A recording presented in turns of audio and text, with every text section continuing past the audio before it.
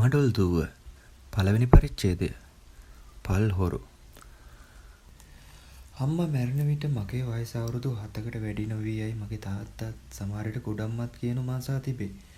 අම්මා මැරුණ දවසේ තාත්තත් නැන්දත් තවත් නෑනුත් හැඬු සිටි මට මතක් කළ හැකියි. ඒ තා මා හැඬුවේ තාත්තත් අනිත් නෑනුත් හඬන්නට වූ බැවින්. නැන්ද මා වඩාගෙන මිදුලට බැස මා පරක් කරන විට ගෑනුන් කීප දෙනෙකු අනේ අම්මා නැති දරුවායි කියමින් මගේ ඔළුව අත ගා මගේ මුහුණ බලා ගිය සිටි මට අමතක නොවේ. කලකට පසු තාත්තා කුඩම්මත් සමග තවත් නෑයන් පිරිවරා කොටගෙන අස්ව කරත්ත වලින් ගෙදරට පැමිණියේ.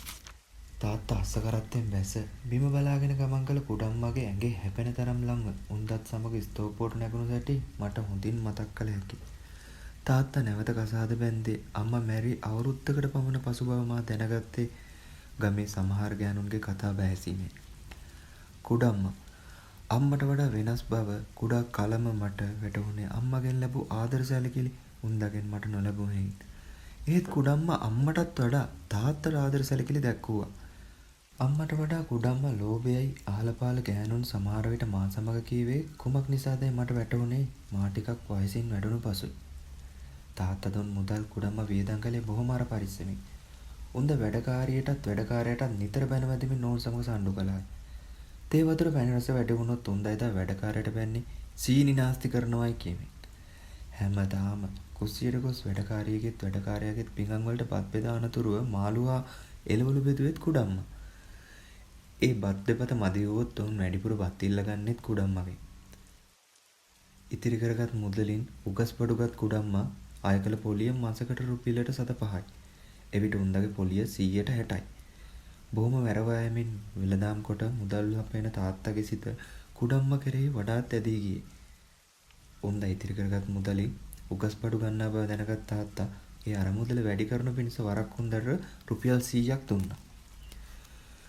අවුරුද්දකට පමණ පසු කුඩම්මට පුතෙක් ලැබුණේ.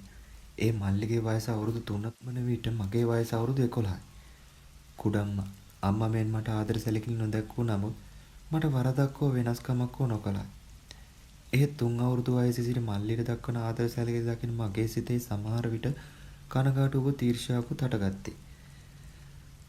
කුඩම්මාට විරුද්ධකම් කරන්නට මට හිතුනේ කනගාටුවත් තීර්ෂාවත් නිසා මිස උන්ද මට වරදක් හෝ වෙනස්කමක් හෝ කළ නිසාම නොවේ.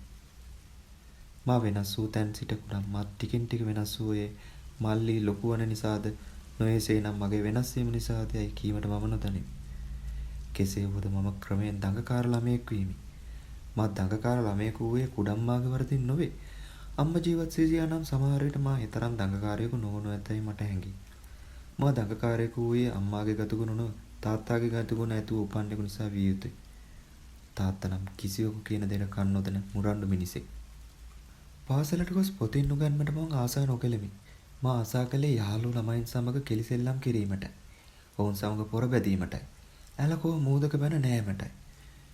මගේ වයසේ වූ සමහර ළමයින් සමග පමණක් නොව මට වඩා ලොකු ළමයින් සමග වුවද මම ගහගත්තේ. සමහර දවසක මම අතකෝ මූණේ හෝ සුළු තුවාලයක් ඇතුව ගෙදර පැමිණීමි. සමහර දවසක මගෙන් ගැහුම්කා තුවාල ලැබූ ළමයෙකුගේ අම්මා ඇවිත් තාත්තට පැමිණිලි කර තාත්තා කෝප වී මට තලයි. කුඩම්මා දවස් පතා මගේ වැරදි තාත්තට කියන්නට පටන් ගත්තේ. තාත්තා මට තලනුව බණ්ඩ දැකීම ඇයට උන් සන්තෝෂයක් වූ නිසාදයි මම නොදැනිමි.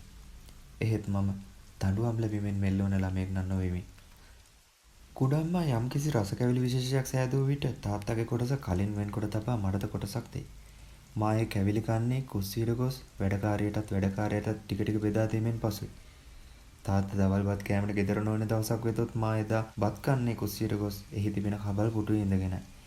කුඩම්මගෙන් නිතර බැනුම් අහන වැඩකාරයන්ට බෙහෙවින් අනුකම්පා කරන බැවින් මා එසේ කරන්නේ. මට වඩා අවුරුදු 3ක් පමණ වැඩි මහලු වැඩකාර කොළුවා තාත්තට දුර නෑකමින් නැන්දාවන දුප්පත් ගෑණියෙක්ගේ පුතේ. ඔහුගේ නම ජිනපාලුවත් මා ඌට අඬගන්නේ ජින්නා යන නම් දෙකකින් එකකින්. ඔහු ගෙදර වැඩපොළ කරන්නේ ටික වෙලාවක්. අනිත් හැම විටම මා සමග කිලිසෙල්ලම් කරනවා. මා පාසලට ගොස් එනතුරු ඔහු සමහර දවසක් මග නැවතී බලා සිටී. පාසලටත් අපේ ගෙදරටත් අතර එක තැනක පාළු අම්බලමක් වෙයි. ළමයි තාප්පයකින් වට වූ ඉඩමේ පොල් ගස් අතරේ හටගන්නා කුරුම්බා කඩාගෙන කති. අම්බලම වත්තේ කුරුම්බා කඩාගෙන කන ළමයින්ගේ නායකයා ජින්නා. ඊළඟ නායකයා මම. ජිනපාල ගසට නැග කුරුම්බා කඩා බිම දමන විට ඒ කුරුම්බා අහුලා ගෙනවිත් ළමයින්ට බෙදා දෙන්නේ මා විසින්. පාසලේ සිට ගෙදර ආ විගස පොත්තා ගල් ඇලිත් මේසෙක් උඩ හෝ ඇඳක් උඩ දමා මා දුගන්නේ තවත් ළමයි 3-4 දෙනෙකු සමග කෙලිසෙල්ලම් කරනු පිණිසයි. ජිනපාලද මා සමගයි. ඔහු මා පාසලෙන් එනතෙක් මග බලා සිටින්නේද මා සමග සෙල්ලමට දුවනු පිණිසයි. කුඩම බැන්නත් ගැහුවත් ජින්නා ගෙදර නොනවති. අපි සෙල්ලම් කරන්නේ කැලෑ රොදක් ඉදිරියේ වූ වැලි තලාවක. ගමේ බොහෝ දෙනෙකු නාන්නේ කැලෑ රොදට දකුණෙන් පිරි ලොකු පොකුණකින්. එහින් දවසක් පාසාම උදේ සිට දවල් 12 වනතෙක් ගෑනුත් පිරිමිත් ළමයි මේ පොකුණෙන් නානු පිරිස වැල නොකැඩී ඇති. අනතුරු හවස් වරුවේ ගමේ දුප්පත් ගෑනුත් ධනවතුන්ගේ ගෙවල වැඩකාරයොත් වතුර ගෙන යනු පිණිස වැල නොකඩවා මේ පොකුණට මෙති. ඔවුන් පොකුණ අසල රැස් වී කතා බහ කරමින් සිනාසෙමින් ටික වේලාවක් සන්තෝෂ වී වතුර පෙරණු කල උකුලේ තබාගෙන නික්ම යන්නේ වරකට 4-5 දෙනා බැගින්. ලිඳ ළඟ රැස් වෙන තරුණියන් බලා කවට වදන් කියා සන්තෝෂ වනු පිණිස සමහර තරුණයෝ හැමදා හවස් වරුවේ එහි රැස් වෙනවා. සෙල්ලම් පිටියක සාදන ලද මඩුවක්සේ කැලෑ රොද අපිට බෙහෙවින් ප්‍රයෝජනවත් විය. වයින් විට අපගේ හිස් සෙවන කර ගැනීමට දුවන්නේ මේ කැලෑ රොද තුලටයි. මැස්සක් මෙන් සැදුණු පඳුරු මුදුන් නිසා කැලෑ රොද ඇතුළත බිම වහල් තලයකින් සෙවිනුණු මඩුවක් වගේ. ඝන වැඩුණු අතුවිති සහිත පඳුරු මුදුන් කීපයකින් සෙවණුණු ඇතැම් තැනක් මහවැස්සකදී වුණත් අපිව ආරක්ෂා කරයි. සෙනසුරාදා ඉරිදා අප උදේ සිට හවස වෙනසෙක් සෙල්ලම් කරන්නේ මේ කැලෑ රොද ඉදිරියේ වන වැලි තලාවේ. ඒ දවස් දෙකේ තදවුවෙන් පීඩා විඳින අපිට මේ කැලෑ රොද පොල්ලතු මඩුවකටවත් වඩා සැපදායක තැනක්. මේ කැලෑ රොද තුල අප සැදූ වාඩිපලක දෙදෙනෙකුට එකවර දිග ඇදී නිදන්න පුළුවන් තරම් දිග පළල ඇති මැස්සක්ද තියෙනවා. අපි මෙතන කැලෑ රොදට වැඩි කතා බහ කළේ අලුත් කෙලියක් සඳහා. හැමදාම කට්ටි බහින්න බෑ. මට දැන් ඒ සෙල්ලම එපා වෙලා. ජින්නා කීයේ. මට නම් දැන් සුරං කෙලියත් එපා වෙලා. සිරිපාලා කීයේ. අද අපි පල්ලොරු වෙමු. මම යෝජනා කළෙමි. අනික් ළමයි 3 දෙනාම දිනපාලත් මගේ ඒ අදහසට කැමැති බව කිව්වත් පොළසන් දෙමි. පල්ලොරු වෙන්නේ කොහොමද? රණදේව ඇසුවේ. ටිකක් ඉන්නකො මං කියනකල් අපි පල්ලොරුන් වෙන සැටිත් පල්ලොරුන් වී අප කරන්නට යන වික්‍රමත් ගැන මම උන්ට විස්තර කළෙමි. පල්ලොරු කණ්ඩායමේ නායකයා මම. අනික් ළමයාත් පොළසන් දුන්නා. කණ්ඩායමේ ඔක්කොම මම අනකරන විදියට ඉන්න ඕනේ. කණ්ඩායමේ ඔක්කොම මට බයෙන් ඉන්න ඕනේ. පල්ලොරු කණ්ඩායමේ නායකයා බොහොම නපුරුයි. හොඳද? කණ්ඩායම එකෙක් වැරද්දක් කරොත් නායකයා කරන දඬුවම බොහොම සැරයි. කණ්ඩායම එකෙකුගේවත් නම් මොන මෙහෙකදිවත් කියන්න බෑ. කියා වුණොත් කරන දඬුවම සැරයි. හොඳද? කණ්ඩායම එක පාවා දුන්නොත් ඒ වැරද්ද කරන එක මරනවා. ඇහුණාද? චිනපාල හැර අනිත් ළමයි බියගෙන ඔවුන්ගේ මූණ බැලුවා. මරණ එක බොහොම සැර දඬුවමක් නිසා අපි ඒක නොකර ආරෙමු. සිරිපාල යෝජනා කළේ. බෑ. ඒ විදිහට අපිට පල්ලොරු කණ්ඩායමක් වෙන්න බෑ. ඉස්සර කාලේ ඔයිටත් වඩා සැරෙන් තමයි දඬුවම් දුන්නේ. කණ්ඩායම එකෙක් පාවා දුන්නොත් ඒ කාලේ කඩුවෙන් දෙකට කපා උගේ කෑලි දෙක ගස් දෙක කෙල්ල දානවා. පුරාණ පල්ලොරු නඳුන්නෙන්නලු සමාකර කතා සුසිරිපාල කරබාගත් බැවින් මම යලිත් මෙසේ කීවේ. ඔන්න අද ජින්න තමයි ගෙවන් බින්දින්න වෙන්නේ. ගෙවල් බින්දින්න යන්නේ කළු ලේන්සුවකින් අමුඩ ගාගෙන. හොඳද? ඉස්සර කාලේ ගෙවල් බින්දින්නට ගිය හොරා ගෙට ඇතුළුනේ ඇඟපත පුරාම තෙල් ගාගෙන. තෙල් ගාගෙන තියෙන්නේ ගෙයි නිදා ගන්නා මිනිසුන්ට අහු වුණොත් ඒගොල්ලොන්ගෙන් බේරලා එන එක පහසු කරන්න. ඇහුණාද? ඇඟේ තෙල් ගාගත් මිනිහා අල්ලා නවත්තන්නට බෑ. ලිස්සන නිසා. අපි ඔක්කොම කළු රෙදි පටි වලින් ඇස් බැඳ ගන්න ඕනේ. ඒ මොකටද? එතකොට ඇස් පේන්නේ නෑ නෝ. දඟදාස ඇසුවේ. කළු රෙදි පටියේ ලොකු හිල් දෙකක් කපනවා. ඒ හිල් දෙක නිසා ඇස් වැහෙන්නේ. පල්ලොරුන්ගෙන් එකෙක් ගේ බිඳිනවා. නායකයාත් අනිත් තොරතුරු රැක බලාගෙන ඉන්නවා. කවුරු හරි ආවොත් අල්ලලා බඳිනවා. හටනට ආවොත් කඩුවෙන් ගහලා ඌ කපනවා. කීමින් මාමගේ ඉනේ තිබූ කඩුවගෙන කීඩාරම් ගසකට වැරෙන් පහරක් ගැසුවේ. එක පහරින් කඳින් දෙන්නු කීඩාරම් ගසේ අතු සහිතින් ගෙටි බිම. අනෙක් ළමයි මගේ ශූරකම දැක පුදුම වූවන් ලෙස මා දෙස බැලුවා. මගේ කඩුව ඌ කලී පීප්ප වලලු කෑල්ලක් කප්පවාගෙන ලීමිට ගැසීමෙන් සාදන ලද්දකි. ගේ බිඳකට ඇතුළු වූ හැටියේම අල්මාරියේ තියෙන රත්තරන් බඩුත් සල්ලිත් තරම් ගෙයින් පිට වෙන්න ඕන. ඇහුණද? මම අනගලමි. ගෙයින් පිට වෙන්න ඉස්සර මිනිහෙකුට හැරි අපි අල්ලන්න આવොත් එකපාරෙන් ඌ බිම දමන්න ඕනේ. ළමයින්ගේ ඇඟට විතරක් අත තියන්න එපා. අලිබබා සහෝරු 40 දෙනෙක් කතාව අහලා තියෙනව නෙවෙද? ඔව්. අපි අලිබබා කතාවේ පල්ලොරුන් වගේ වෙස්මාරු කරගෙන බපුන් මුදලාලික් ගෙදර රෑ නවාතන් ඉල්ලාගෙන ගොහින් කොල්ල කන්නේ මීට පස්සේ. ඒ වගේ වික්‍රමයක් කරන්නට යන්න ඕනේ ටිකක් පුරුදු වුණාට පස්සේ. මම මගේ ඊන බැඳි කළු ලේන්සුවගෙන ඇස් දෙක තරම් ලොකු කෑලි දෙකක් කපා දැමුවෙමි. ජින්නාගේ සරමෙන් පටියක් කිරාගෙන හිද සිදුරු දෙකක් කැපුවෙමි. අනිත් ළමයි තම තමන්ගේ සරම් වලින් පටි රන්නට කැමති නොවුව. අම්මා ගහවි දඟදාස් කීයේ. මොකටද? බයද? කාටවත් බය වෙන්න එපා. පල්ලුරු කාටවත් බය වෙන්නේ නැහැ. මම කීවෙමි.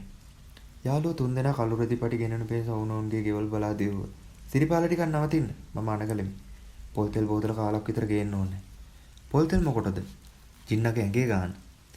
සිරිපාල පරණ කුඩ රෙදි කැබැල්ලකුත් පොල් තෙල් බෝතල කාලකුත් රැගෙන ආවේ. ඒ රෙදි කැබැල්ල ඔහු තම සීයාගේ පරණ කුඩෙන් ඉරාගත්තකි. දඟදාස පරණ රතුලේ එන්සුවද්ද අනික තද්ද දුඹුරු පාටි සරොන් මාල්ලක්ද ගෙනාවේ.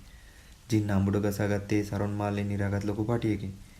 මම ඔහුගේ ඇඟ හැමතැනම තෙල් ගා රෙදි පටිත් ඇස් දෙක බැන්දෙමි. හොඳට පේනවද? ඔව් ඔව් පේනවා. ඇස් දෙක එළියේ. අනතුරු අනිත් ළමයි දැස් නොවැසෙනසේ රෙදි පටි බැඳගත්තෝ.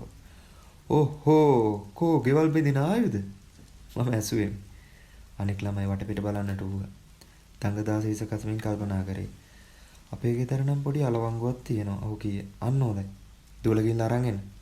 පාරණ කැටි කලයක් තියෙනවා නම් ඒකත් තියෙන්න ඕනි. ඔහු දිව ගොස් අලවංගුවකුත් කැටි තලයකුත් ගෙනාවේ. මම වගේ ඇස් දෙක වසා කළු ලේන්සුව බැඳ කඩුව උස්සාගෙන පෙරමුණෙන් ගමන් කළෙමි. පොඩ්ඩක් ඉන්න.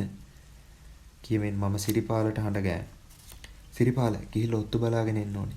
මුරකාරයෙක් ගෙදර මේ වෙලාවෙ ඉන්නේ කවුද හරියටම දැනගන්න ඉක්මනට එන්න ඕන. මුරකාරයාගේ මැටිගේ පිටියේ පිටින් මයිල කාලක් පමණ ඈතින් වූ කැලෑරොදර අනිත් පැත්තේ. මුරකාරයෙක් ගෙදර මේ වෙලාවෙ ඉන්නේ නාගි ගෑණියෙකු පොඩි ළමයි දෙන්නෙකු විතරයි. ඔත්තු සොයන්න ආපසු ආපෙමිනි සිරිපාල කීය. එහෙනම් යමු. ඉස්සෙල්ලාම දවසේ ලොකු පිරිමි ඉන්න ගෙයක් බඳලා ඇතුල් වෙනක හොඳ නැහැ. අනිත් පාර පිරිමි ඉන්න ගෙයකට ඇතුල් වෙනවා. කියු මම යලිත් කඩුව උස්සාගෙන ගමන් කළෙමි. මුරකාරයාගේ මැටිගේ පිටිපස්ස පැත්තට එකම බිත්තියකි. එහි ජනෙල් නොවිය. ගේ බින්දිනට ජින්නාට ආම කොට මම ඈත්ව බලා සිටියෙමි. අනෙක් තුන්දෙනා තුන් පොළක සිටගත්තේ. ජින්නාගේ අඩිතාලම බින්දින දුටු මම ඔහුට මේසේ අනගලමි. මිනියෝ අඩිතාලම් බින්දින්නේ මොකටද? අඩිතාලම් බින්දම ඉන්නේ ගෙයි පිළ. ගෙට ඇතුල් වෙන්න ආයෙත් පිළ හරන්න ඕනි. ගෙයි කයිරෝට උඩින් බිච්චේ බින්දපන්. එවිට ජින්නා හොර දෙටුවානනි කයිරෝට උඩින් බිච්චේ බින්දම් වරිච්චව වෙනවා. එතකොට එරමුදු පතුරුත් බටලීත්න කපා ගෙට ඇතුල් වෙන්න බෑ. මම දඟදාසට මෙසේ කියෙමි. යන් ගොහින් උපාරිස් වඩුරාලගේ වඩු මඩුවෙන් අත් කියතක් හොරගම් කරගෙන එන්න. කාටවත් නොදැනෙන්න වැඩේ කරන් එන්න ඕනේ. මම කියන්නම් වඩු මඩුවෙන් අත් කියතක් ගේන විදිය සිරිපාල කීයේ. වඩුරාල බීරා. හයියෙන් කතා නොකරොත් ඇහෙන්න. එයාට ඇහෙන්නේ නැහැ. වඩුරාල මේ වෙලාවේ ස්තෝපියෙන්දී හාන්සි වෙලා ඇති. ගේ පිටපැත්තෙන් ගියාම වඩු මඩුවට ඇතුල් වෙන එක ලේසි. දඟදාස අත් කියතක් ගෙනාවේ.